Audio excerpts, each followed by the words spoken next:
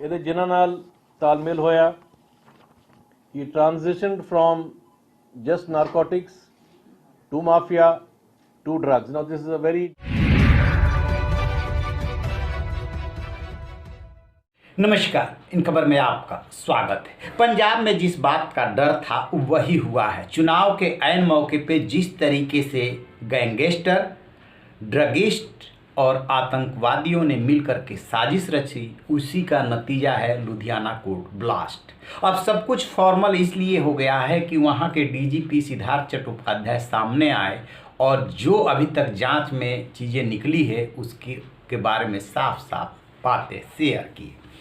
ਇਹਦੇ ਜਿਨ੍ਹਾਂ ਨਾਲ ਤਾਲਮੇਲ ਹੋਇਆ, he transitioned from just narcotics to mafia to drugs. Now this is a very dangerous combination ਜਿਹੜਾ ਸਾਹਮਣੇ ਸਾਡੇ ਆਇਆ। This is going to be a very major challenge for us, but however ਇਹਦੇ ਨਾਲ ਜਿਹੜੇ ਬੰਦੇ ਸੀ, we have tracked out for reasons of the expediency कि sari investigation गा निकले, मैं ज़्यादा कुछ नहीं दस सकता, बट इन्हां दे लिंक्स जेल दे विच पंजाब च and from abroad with Khalistani elements, with terror outfits, with mafia outfits, as well as narcotic smugglers। Punjab के डीजीपी सिद्धार्थ चट्टोपाध्याय के मुताबिक शुरुआती जांच में इस बात के सबूत मिले हैं कि मृतक गगनदीप सिंह के सीमा पार यानी पाकिस्तान में बैठे नशा तस्करों और आतंकियों से भी लिंक थे। मृतक गगनदीप सिंह का पाकिस्तान में बैठे बबर खालसा इंटरनेशनल से जुड़े हरविंदर सिंह रिंदा से कांटेक्ट सामने आ रहे हैं। वहीं रिंदा के लिंक जर्मनी में बैठे खालिस्तानी आतंकी जसवंदर सिंह मुल्तानी से तार जुड़े बताए जा रहे हैं, जो पाकिस्तान में बैठे ड्रग माफिया के जरिए पंजाब के रास्ते भारत में हथियार और नशा सप्लाई करता है। दरअसल खन्ना का रहने वाला गगनदीप बर्खास्त हेड कांस्टेबल जब हीरोइन रखने के मामले में जेल गया तो 2 साल जेल में रहा, यानी कि 2019 में जेल भेजा गया था और 2021 सितंबर में वो निकल करके आया। इसी दौरान वहाँ पे उसकी मुलाकात गैंगस्टर्स और आतंकियों से जेल में हुई और इधर इसकी जो ड्रग वाला मामला था उस पर पेशी हो रही थी, उसका ट्रायल चल रहा था। अब इसमें 2 बातें आ रही है कि एक तो वो शौचालय में जो बम को असेंबल कर रहा था, जिसमें कि RDX था, 2 किलो के आसपास RDX, उसका इरादा था उस रिकॉर्ड रूम को ही उड़ा देने का जिसमें कि उसकी फाइल थी। दूसरी, जांच एजेंसियों को इस बात का भी शक है कि एक दौर आया था जो जज फैसला देते थे उस पर भी आतंकी हमला करते थे, तो कहीं जजों को मारने की भी तो साजिश नहीं थी, एक एंगल। दूसरी बात ये आ रही है कि इसमें जो संगठित आपराधिक गिरोह है वो भी शामिल है। और तीसरा जो मसला निकल करके आया है वो पाकिस्तान बेस्ड खालिस्तानी जो है, जो खालिस्तान का समर्थन करते हैं, बब्बर खालसा इंटरनेशनल, वो और जर्मनी में बैठा हुआ उसका आका, ये सब मिल करके इसको गगनदीप को मोहरे के रूप में यूज किए।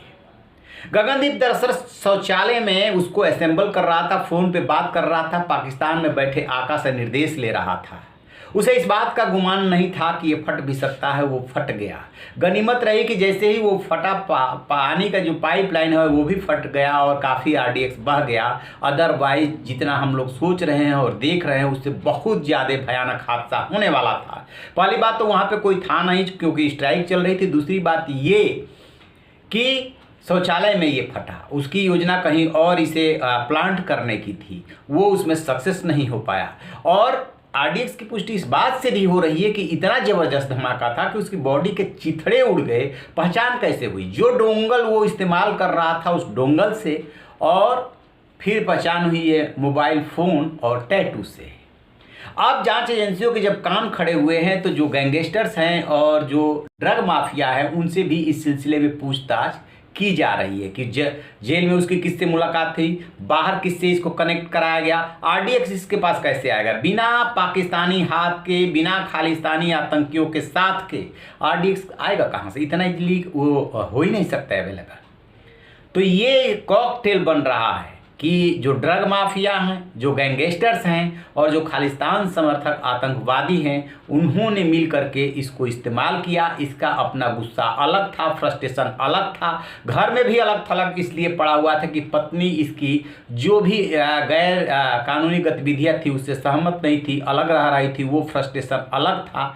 अब तो और गहराई से जब छानबीन होगी तब पता चलेगा कि इसमें और किसका किसका लोकल हाथ है। एक खास बात और, जब भी पाकिस्तानी हैंडलर यहाँ के मोहरों का इस्तेमाल करते हैं तो वो जो है उनको पकड़ना इसलिए इतना आसान नहीं होता है कि उनको कनेक्ट करना पड़ता है, और वो इसमें होशियारी बरतते हैं कि कनेक्ट ना हो पाए। तो देखते हैं इसमें जो है एनआईए समेत तमाम जांच एजेंसियां लगी है कि आगे क्या निकलता है। लेकिन अब जो एसआईटी बनी है वो बेअदबी की घटनाओं को और इसको भी जोड़ रही है कि आईएसआई आखिरकार चुनाव के ऐन मौके पे करना क्या चाहती है। आपको बता दें कि पहले से ही इस बात का अंदेशा व्यक्त किया जाता रहा है कि पंजाब चूंकि बॉर्डर इलाका है, पाकिस्तान से सटा हुआ है, इसलिए इस राष्ट्रीय सुरक्षा को पाकिस्तान से खतरा है। वहाँ की सरकार और वहाँ पे जो भी बैठे हुए हैं, जो हुक्मरान हैं, उनको इस बात का होश रहना चाहिए कि आपको कब क्या बोलना है और क्या एक्शन लेना है। देखते हैं इस घटना से चन्नी सरकार क्या सीखती है कि क्या दोनों घटनाएं जो बेअदबी की थी, एक तो जो है मॉब लिंचिंग की निकली कपूरथला वाली, उसमें दूर दूर तक बेअदबी का कोई मामला ही नहीं है। सबसे बड़ा जो मामला है गोल्डन टेम्पल का बेअदबी का, जहाँ पे कि वो अचानक कूद जाता है ग्रिल को और फिर पहुँच जाता है वहाँ पे गुरु ग्रंथ साहिब तक और जो है कृपाण उठा लेने की कोशिश करता है। उसके पीछे कौन है, क्योंकि उसका भी वीडियो जो सामने आया था वो पहले से तैयारी कर रहा था। एक दिन पहले का वीडियो सामने आया जिसमें वो चहलकदमी कर रहा है। बहुत सारी बातें हैं, इस पर हमारी नज़र रहेगी और जैसे ही अपडेट मिलेगा आपसे साझा करेंगे। आप रहिए बेखबर, देखते रहिए इन खबर। Thank you. इन खबर चैनल को सब्सक्राइब करें।